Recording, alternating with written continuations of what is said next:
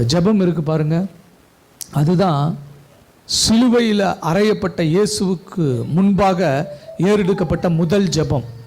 சிலுவையில் அறையப்பட்ட இயேசுவுக்கு முன்பாக ஏறெடுக்கப்பட்ட முதல் ஜெபம் அதுதான். அந்த ஜெபம் தாங்க முழு உலகத்திலும் தேவன் எனப்படுகிற கண்ணோட்டத்தை, கடவுள் எனப்படுகிற கண்ணோட்டத்தை, தெய்வம் என்கிற கண்ணோட்டத்தை அசைத்தது. அவைகளெல்லாம் நிர்மூலமாக்கினது, சிதைத்து போட்டது. ஒரு கடவுள் இப்படி தான் இருப்பாங்க, கடவுள்னா தெய்வம்னா இப்படி தான் இருக்கும் அப்படின்னு மனிதன் தன்னுடைய நுண்ணறிவில் வைத்திருந்த அந்த காரியம், மனிதன் தன் கற்பனையில் வைத்திருந்த அந்த காரியம், மனிதன் தன் இருதயத்தில் ஒரு பிம்பமாக ஏற்படுத்தி இருந்த காரியம் உடைத்து போடப்பட்டது. இயற்கையை கடவுள் என்று சொன்னார்கள். காற்று, கடல், நீர், நிலம், ஆகாயம், சந்திரன், சூரியன், ஆறு எல்லாம் கடவுள்னாங்க. பூச்சி, பேனு, பல்லி கடவுள்னாங்க. மிருகங்கள் கடவுள்னாங்க. ஆண், பெண் கடவுள்னாங்க. எவ்வளவோ கடவுள்களை சொல்லிக் கொண்டு இருந்தார்கள். ஆனால் முதல் முறையாக ஒரு கடவுள் தன்னை வெளிப்படுத்துகிறார், சிலுவையில் வெளிப்படுத்துகிறார். சஃபரிங் சர்வெண்ட் என்று சொல்லுவார்கள். சிலுவையில் பாடு அனுபவிக்கிற ஒரு தாசனாக அவர் தன்னை வெளிப்படுத்துகிறார், ஒரு மனிதனாக வெளிப்படுத்துகிறார். எல்லாருக்கும் அது பைத்தியமாக இருக்கிறது. எல்லாரும் அவருக்கு முன்பாக தூஷண வார்த்தைகள் சொல்லுகிறார்கள். அவர் சிலுவையில் அருகாமையில் சிலுவையில் அடிக்கப்பட்ட ஒரு மனிதன் அவரிடத்தில் ஜெபம் பண்ணுகிறார். அது சாதாரண ஜெபம் இல்லை, முழு உலகத்தையும் அசைத்த ஜெபம்.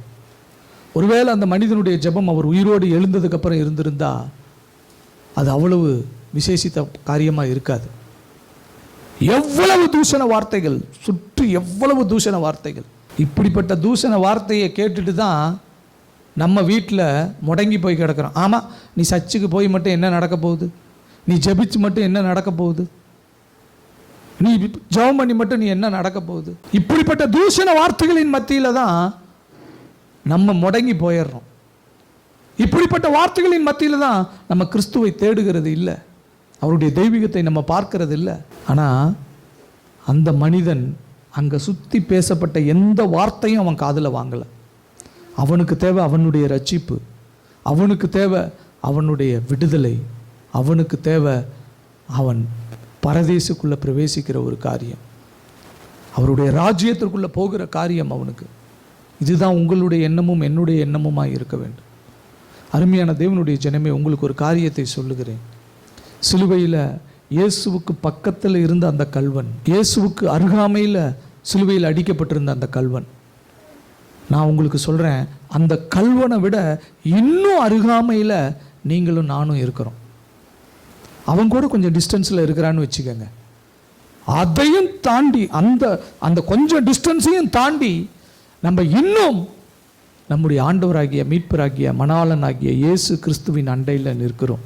தடவியாகிலும் அவரை கண்டுபிடிக்கத்தக்க தூரத்தில் நம்ம இருக்கிறோம். அவரை கட்டி அணைக்கிற தூரத்தில் இருக்கிறோம். அவர் பாதத்தை பிடித்து கொள்ளுகிற தூரத்தில் இருக்கிறோம். அவருடைய சமூகத்தில் இருக்கிறோம், அவருடைய பிரசன்னத்தில் இருக்கிறோம். இப்போ நீங்கள் ஏறெடுக்கிற ஜெபம் அவருக்கு ரொம்ப விலையேற பெற்றதாக இருக்கும். முழு உலகமும் அவரை வேறு விதமாய் பேசி கொண்டு இருக்கிறது. அந்த வார்த்தைகள்லாம் அவர் காதில் போயிட்டு தான் இருக்குது. ஆனால் அதுக்கு மத்தியில் உங்களுடைய ஜெபம் இருக்குது பாருங்க. நீங்கள் விசுவாசித்து அவரிடத்துல நீங்கள் பேசுகிற காரியம் இருக்குது பாருங்க. அந்த காரியம்தான் தேவன் உங்களுக்கு பதிலை கொடுக்கிற காரியம், தேவன் உங்களுக்கு அற்புதத்தை செய்கிற காரியம், தேவன் உங்களுக்கு அதிசயத்தை செய்கிற காரியம். நீங்கள் ஜெபம்னா என்ன நினச்சிங்க? ஏதோ போய் காகமான்னு பேசிட்டு வர்றதுன்னு நினச்சிங்களா? அது இல்லை. உங்கள் ஜெபத்தை அவர் எல்லா சத்தத்தையும் ஒதுக்கி வைத்து விட்டு உங்களுடைய அந்த மெலிதான சத்தத்தை, உங்களுடைய கூப்பிடுதலை அவர் தன் காதுகளில் வாங்குறார். அது அவருக்கு அவ்வளவு பிரியம். நீங்கள் ஜெபித்து பாருங்க, நீங்கள் கேட்டு பாருங்க, ஆண்டவருடைய சமூகத்தில் கேட்டு பாருங்க. ஒரு பதில் வரும், ஒரு பதில் வரும். உங்களை ஆண்டவர் கைவிடவே மாட்டார். ஏன்னா எவ்வளவோ தூஷண வார்த்தைகள் இன்றைக்கும் அவருக்கு முன்பாக வைக்கப்பட்டிருக்கிறது. எவ்வளவோ அவிசுவாசமான காரியங்கள் அவரை குறித்து சொல்லப்படுகிறது. எவ்வளவோ ஜனங்கள் அவரை நம்பாமல், அவரை ஏற்றுக்கொள்ளாமல் இருக்கிறார்கள். ஆனால் அவரை பார்த்து, அந்த சிலுவையை பார்த்து, மறைக்கப்பட்டிருக்கிற அவருடைய தெய்வீகத்தை பார்த்து, சிலுவையில் அவருடைய தேவ வல்லமையை பார்த்து, நாம் அவரிடத்தில் ஜெயிப்பிக்கிற காரியத்தில் அவர் பெரிய அற்புதத்தை அவர் நமக்கு செய்வார். பெரிய அற்புதத்தை அவர் நமக்கு செய்வார். சிலுவையில் வீக்னஸ், பலவீனம் இருந்தது. சிலுவையில் சஃபரிங்ஸ் இருந்தது, பாடுகள் இருந்தது. சிலுவையில் டெத், மரணம் இருந்தது. ஆனால் இதையெல்லாம் எப்படி நம்ம பார்க்கணும் அப்படின்னா, அவருடைய பலவீனத்தில் அவருடைய பலனை நாம் பார்க்க வேண்டும்.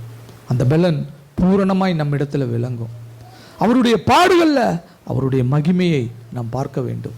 அவருடைய மரணத்தில் அவருடைய உயிர்த்தெழுதலையும் அவருடைய ஜீவனையும் நாம் பார்க்க வேண்டும். இதுதான் சிலுவையை நாம் அப்ரோச் பண்ணுகிற விதமாக இருக்க வேண்டும். இதை தான் நம்ம சிலுவையில் பார்க்கணும். அவர் சொல்கிறார், உன்னுடைய பலவீனத்திலேயே என்னுடைய பலன் பூரணமாய் விளங்குன்றார். ஏன் பலவீனத்திலேயே அவருடைய பலன் பூரணமாய் விளங்குதுன்னா, சிலுவையில் அன்றைக்கு அவருடைய பலவீனத்தில் அவருடைய பலன் விளங்கி இருக்கும். என் மரணம் எனக்கு ஜீவனாய் மாறுதுன்னா அது அவருடைய உயிர்த்தெழுதலில் எனக்கு கிடைச்ச ஒரு காரியம். என் பாடுகள் அவருடைய மகிமை விளங்குகிறது. இதையெல்லாம் நீங்கள் மறந்து போய்விடக்கூடாது. சிலுவையில் எவ்வளவோ தூசண வார்த்தைகள், அதற்கப்புறம் ஒரு ஜெபம், அதற்கப்புறம் சிலுவையின் காரியங்கள் முடிந்து விட்டது. இப்போது அங்கு சொல்லப்பட்ட காரியம் என்ன தெரியுமா? மெய்யாகவே இவர் தேவனுடைய குமாரன் என்றார்கள். மெய்யாகவே இவர் நீதிமான் என்றார்கள். மெய்யாகவே இவர் தேவனுடைய குமாரன் என்றார்கள். மெய்யாகவே இவர் நீதிமான் என்றார்கள். ஏற்கனவே அந்த கல்வன் சொன்ன அந்த வார்த்தை, ஆண்டவரே என்று சொன்ன அந்த வார்த்தை, தோமா கூட இப்படி தான் சொன்னார், ஆண்டவரே, என் ஆண்டவரே, என் தேவனே என்று சொன்னார். அந்த கல்வன் சொன்ன அந்த வார்த்தையும் சேர்த்து சிலுவையில் அவருக்கு சொல்லப்பட்ட வார்த்தைகள், ஆண்டவரே, மெய்யாகவே இவர் தேவனுடைய குமாரன், மெய்யாகவே இவர் நீதிமான். இது எல்லாமே சிலுவையில் அவருக்கு சொல்லப்பட்ட காரியங்கள் தான். பாருங்க, எந்த வார்த்தை நிமித்தம் அவரை சிலுவைக்கு கொண்டு போனார்களோ, தேவனுடைய குமாரன் என்று சொல்றதை யூதர்களால் ஏற்றுக்கொள்ள முடியல. அந்த வார்த்தைகள் யூதர்களை அசைத்தது. அதை அவர்களால் தாங்கிக் கொள்ளவே முடியல.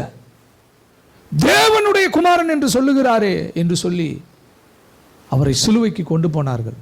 ஆனால் சிலுவையின் முடிவில் சொல்லப்பட்ட வார்த்தை, கிளியர் ஸ்டேட்மெண்ட், மெய்யாகவே இவர் தேவனுடைய குமாரன் தான் என்று சொன்னார்கள். அவர் யூதர்களுக்கு ராஜாவாய் இருப்பதை அவர்கள் விரும்பவில்லை. போர்டு எழுதி வச்சான் பிலாத்து, இவன் யூதருடைய ராஜா, அதை போய் எடுத்துருங்கன்னு சொன்னாங்க. நான் எழுதுனது தான் போங்கடான்ட்டான். அதை அவர்களால் மாற்ற முடியவில்லை. தேவன் என்று சொல்லுவதை மாற்ற முடியவில்லை. ஆண்டவரே என்று கூப்பிட்டார். தேவகுமாரன் என்று சொன்னதை மாற்ற முடியவில்லை. அங்கு சொல்லப்பட்டது மெய்யாகவே இவர் தேவனுடைய குமாரன். அவர் பாவி, அவர் தேவ தூஷணம் சொல்லுகிறவர், தேவனுக்கு விரோதமானவர் என்று சொல்லப்பட்ட காரியத்தை மாற்ற முடியவில்லை.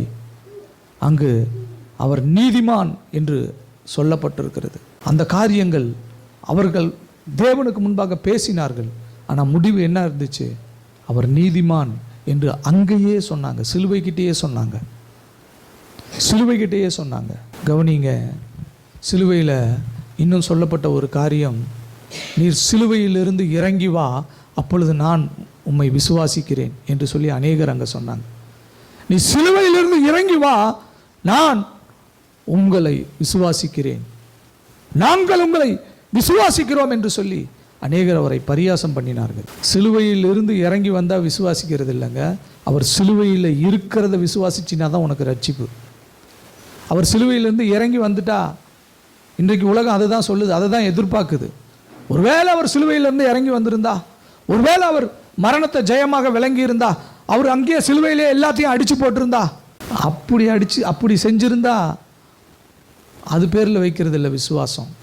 சிலுவையில் அறையப்பட்ட அவரையே அன்றி வேறொன்றையும் உங்களுக்குள்ள அறியாதிருக்க தீர்மானித்திருந்தேன். நீ அதை தான் விசுவாசிக்கணும், அந்த இடத்தை நீ விசுவாசிக்கணும், அந்த இடத்தை நீ உறுதியாக பிடிச்சிக்கணும். அங்கேருந்து தான் உன்னுடைய புதுவாழ்வு தொடங்குகிறது. அதற்கப்புறம் மரணம், அதற்கப்புறம் உயிர்த்தெழுதல், அந்த உயிர்த்தெழுதலின் சாயலில் நான் பங்கடைகிறேன், அதற்கப்புறம் அவருடைய சரீரமாகிய சபையில் நான் சேர்க்கப்படுகிறேன், அதற்கப்புறம் எனக்கு ஒரு மெய்யான உயிர்த்தெழுதல் வருகிறது, அந்த உயிர்த்தெழுதலில் நான் பரமேறி போகிறேன், என் பிதாவை பார்க்கிறேன். இதுதான் எனக்கு கொடுக்கப்பட்டிருக்கிறது. அப்போ என்னுடைய வாழ்க்கை எங்கிருந்து தொடங்குகிறது? அந்த சிலுவையில் அறையப்பட்ட இயேசு கிறிஸ்துவனிடத்திலிருந்து தொடங்குகிறது. உலகத்தை நாம் பார்க்கலாம், அது சிலுவையிலிருந்து இயேசுவை இறங்கி வர சொல்லுகிறது. இயேசு சிலுவையிலிருந்து இறங்கி வர்றதில் இல்லை நம்முடைய விசுவாசம், அவர் சிலுவையில் அடிக்கப்பட்டதில் இருக்கிறது விசுவாசம். அவர் சிலுவையில் பாடு அனுபவித்ததில் இருக்கிறது விசுவாசம். அவர் சிலுவையில் எனக்காக சகலத்தையும் ஏற்றுக்கொண்டதில் இருக்கிறது என்னுடைய விசுவாசம். அவர் சிலுவையில் மரித்ததில் இருக்கிறது என்னுடைய விசுவாசம். அவருடைய கல்லறையிலிருந்து அவருடைய உயிர்த்தெழுதல் வருகிறது, அதில் இருக்கிறது என்னுடைய விசுவாசம். அவர் உயிர்த்தெழுந்து இன்றைக்கும் ஜீவித்திருக்கிறாரே, பிதாவினுடைய வலது பரிசத்தில் இருக்கிறாரே, அதில் இருக்கிறது என்னுடைய விசுவாசம். இந்த காரியத்தை நீங்கள் மறந்து போயிடக்கூடாது. கடைசியாக ஒரே ஒரு காரியத்தை நாம் வாசிக்கலாம். யாத்திராகமம் 33ஆம் அதிகாரம் 18 முதல் 23 வசனங்களை சீக்கிரமாக வாசிங்க பார்க்கலாம். அப்பொழுது அவன் உம்முடைய மகிமையை எனக்கு காண்பித்தருளும் என்றான். அதற்கு அவர் என்னுடைய தயையெல்லாம் நான் உனக்கு முன்பாக கடந்து போக பண்ணி கர்த்தருடைய நாமத்தை உனக்கு முன்பாக கூறுவேன். எவன் மேல் கிருபையாய் இருக்க சித்தமாய் இருப்பேனோ அவன் மேல் கிருபையாய் இருப்பேன், எவன் மேல் இரக்கமாய் இருக்க சித்தமாய் இருப்பேனோ அவன் மேல் இரக்கமாய் இருப்பேன் என்று சொல்லி நீ என் முகத்தை காண மாட்டாய், ஒரு மனுஷன் என்னை கண்டு உயிரோடு இருக்க கூடாது என்றார். பின்னும் கர்த்தர், இதோ என் அண்டையில் ஒரு இடம் உண்டு, நீ அங்கே கண்மலையில் நில்லு, என் மகிமை கடந்து போகும்போது நான் உன்னை அந்த கண்மலையின் வெடிப்பிலே வைத்து நான் கடந்து போகும் மட்டும் என் கரத்தினால் உன்னை மூடுவேன், பின்பு என் கரத்தை எடுப்பேன், அப்பொழுது என் பின்பக்கத்தை நீ காண்பாய். போதும். இதை நல்லா தெரிஞ்ச ஒரு சம்பவம் தான். கண்மலையில் வைத்து தேவன் தம்முடைய கரத்தினால் மோசேயை மூடி அவருடைய தயவையெல்லாம் அவனுக்கு முன்பாக கடந்து போக செய்து அவர் கடந்து போனார். அவருடைய பின் பக்கத்தை மோசே பார்த்தான். இங்கே காட்ஸ் ஃபேஸ் காட்ஸ் பேக் என்று சொல்லுவார்கள். தேவனுடைய முகம், தேவனுடைய பின்புறம். ஒரு புரிந்து கொள்ளுதலுக்காக, ஒரு புரிதலுக்காக நம்ம தேவனுடைய முகம், தேவனுடைய மறுபக்கம் என்று சொல்லி நாம் அதை சொல்லலாம். தேவனுடைய முகம், அதை பார்த்து ஒருவனும் உயிரோடு இருக்க முடியாது. தேவனுடைய முகத்தை வெறுமனே நீங்கள் பார்க்க முடியாது. ஏன்னா அந்த முகத்தை நீங்கள் பார்க்கணுன்னா ஆண்டவராகிய இயேசு கிறிஸ்து இருக்கணும். ஆண்டவராகிய இயேசு கிறிஸ்து இல்லாமல் நீங்கள் தேவனுடைய முகத்தை பார்க்க முடியாது. அதனால தான் சொன்னார், என்னை கண்டவன் பிதாவை காண்கிறான். இயேசு கிறிஸ்து இல்லாமல் தேவனுடைய முகத்தை நீங்கள் பார்க்கவே முடியாது. அதனால் மோசேக்கு சொல்லிட்டார் ஆண்டவர், என் முகத்தை நான் உனக்கு காட்ட முடியாதுப்பா, என் முகத்தை பார்த்தீங்கன்னா ஒருத்தனும் உயிரோடு இருக்க முடியாது, நீ செத்து போயிடுவ, ஒரு மனுஷனும் உயிரோடு இருக்க முடியாது, அதனால் நீ என் முகத்தை பார்க்க முடியாது, என் முகத்தை உனக்கு நான் காண்பிக்க மாட்டேன். ஆனால் நீ கேட்டுட்ட, நீ என்னுடைய வீட்டில் நீ ஒரு உத்தமனாய் இருக்கிறவன், நீ உண்மை உள்ளவனாய் இருக்கிறவன், நீ என்கிட்ட கேட்டுட்ட, அதனால் உனக்கு ஒரு காரியத்தை செய்கிறேன், என் தயையை எல்லாம் நான் கடந்து போக பண்ணுகிறேன், என்னுடைய தயையெல்லாம் நான் கடந்து போக பண்ணி, அந்த தயாள பிரபு தம்முடைய தயையெல்லாம் கடந்து போக பண்ணி அவனை ஒரு கண்மலையில்கிட்ட வச்சு அவருடைய கரத்தினால் மூடி அவர் கடந்து போகிற வரைக்கும் அவனை கரத்தினால் மூடி பின்பு கரத்தை எடுக்கிறாரு. இப்போ அவன் பிதாவினுடைய மறுபக்கத்தை பார்க்கிறான், பிதாவினுடைய மறுபக்கத்தை பார்க்கிறான். இப்போ நல்லா கவனிச்சுக்கங்க, பிதாவினுடைய மறுபக்கம் அப்படின்னு சொல்லுகிறது எதை குறிக்குது தெரியுமா? அது திருத்துவத்தில் 2ஆம் நபராகிய ஆண்டவராகிய இயேசு கிறிஸ்துவை குறிக்கிறது. பிதாவினுடைய முகம் அதை பார்க்கவே முடியாது. அதை பார்த்தீங்கன்னா நியாய தீர்ப்பு வரும். எந்த ஒரு மனுஷனும் அதை பார்த்துட்டா அங்கிருந்து நியாய தீர்ப்பு வரும், அவருடைய கோபம் வரும். அவருடைய முகத்தை நேருக்கு நேராக நம்மளால் பார்க்கவே முடியாது. அவருடைய முகத்தை பார்த்துட்டு வந்த மோசே, அவருடைய பிரசன்னத்தில் இருந்து வந்த மோசே, அவருடைய மகிமையிலிருந்து வந்த மோசையை பார்த்து ஜனங்க சொன்னாங்க, மோசே உம்முடைய முகத்தை எனக்கு காட்டாத, முக்காடு போட்டுக்க, அதை பார்க்க முடியல அப்படின்னாங்க. அப்போ டைரக்டாக பிதாவினுடைய முகத்தை பார்த்தா என்ன ஆயிருப்பாங்க அவங்க? அதனால் பிதா தம்முடைய முகத்தை அவர் காண்பிக்கவே இல்லை யாருக்கும், இதுவரைக்கும் யாருக்கும் அவர் காண்பிக்கவே இல்லை. அவருடைய மறுபக்கம் சொல்லப்படுது பார்த்தீங்களா, அந்த மறுபக்கம் வேற ஒன்றும் இல்லை, அது ஆண்டவராகிய இயேசு கிறிஸ்து. மோசே அவருடைய மறுபக்கத்தை பார்க்கிறான். ஒரு பக்கம் நியாய தீர்ப்பு கொடுக்கிற நியாயாதிபதி, அவர்கிட்ட எந்த ஒரு காரியமே எக்ஸ்கியூஸே கிடையாது. செய்யாதன்னா செய்யாது, அவ்வளோதான், செஞ்சுட்டா முடிஞ்ச. தொடாதன்னா தொடாது, அவ்வளோதான், தொட்டுட்டின்னா முடிஞ்ச. கீழ்ப்படியிலன்னா முடிஞ்ச. அவர்கிட்ட எந்த ஒரு சிட்டுன்னா சிட்டு, ஸ்டாண்டுன்னா ஸ்டாண்டு, அவ்வளோதான். அதுக்கு மேலே ஒரு வார்த்தை கிடையாது, அதுக்கு மேலே ஒரு வார்த்தை கிடையாது. அந்த தெய்வத்தின் இடத்துல அப்படிப்பட்ட ஒரு தெய்வம். அப்போது அப்படியே இருந்திருந்தால் இந்த உலகத்தில் ஒரு மனுஷன் கூட இருந்திருக்க மாட்டான். அப்போ அவருக்கு ஒரு மறுபக்கம் இருக்கிறது. அந்த மறுபக்கம் என்ன? பிள்ளை செய்கிற தவறை தன் மேலே எடுத்து போட்டுக்கொள்ளுகிறது, பிள்ளைக்கு வர்ற தண்டனையை தன் மேலே போட்டுக்கொள்ளுகிறது, பிள்ளைக்கு கிடைக்க வேண்டிய நீதியை அவனுக்கு கொடுக்கிறது, தம்முடைய சுய நீதியிலிருந்து கொடுக்கிறது. பிள்ளைய பிள்ளையாகவே மாற்றுகிற ஒரு தேவன்.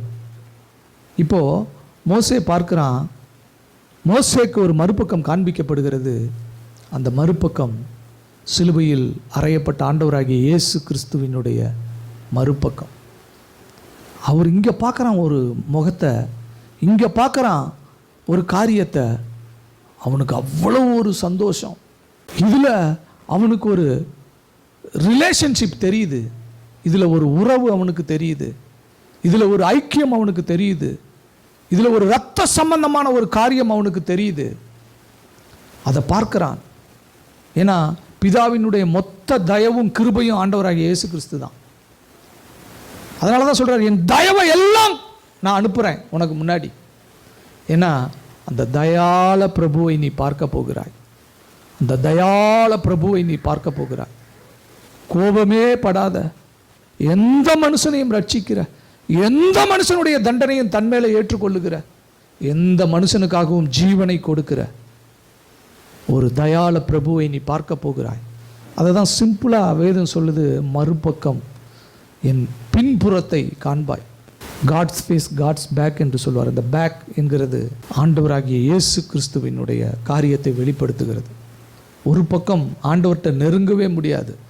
அவர் நின்னா சீனாய் மலை பற்றி எரியும், தக்க தக்க தக்க தக்கன்னு எரியும். இது ஆண்டவர் எனக்கு அந்த கிருபையை கொடுத்துருக்கிறார். நான் சீனாய் மலையை பார்த்துருக்கிறேன். இன்றைக்கும் போய் பாருங்கள், எரிஞ்சு போன சாம்பல் கறிக்கட்டையாக எப்படி இருக்குமோ அப்படி தான் அந்த மலை இருக்கும். இன்றைக்கும் நீங்கள் போய் பாருங்கள், எரிஞ்சு போன ஒரு கறிக்கட்டை எப்படி இருக்குமோ அந்த நெருப்பு எரிந்ததுக்கு உண்டான சுவடு அந்த இடத்துல நீங்கள் பார்க்க முடியும். இன்றைக்கு நீங்கள் பார்க்கலாம். தேவன் அந்த மலையில் இறங்கும்போது இருந்த அக்கினி. அருமையான தேவனுடைய ஜனமே, தேவனுடைய மறுபக்கம் ஆண்டவராகிய இயேசு கிறிஸ்து.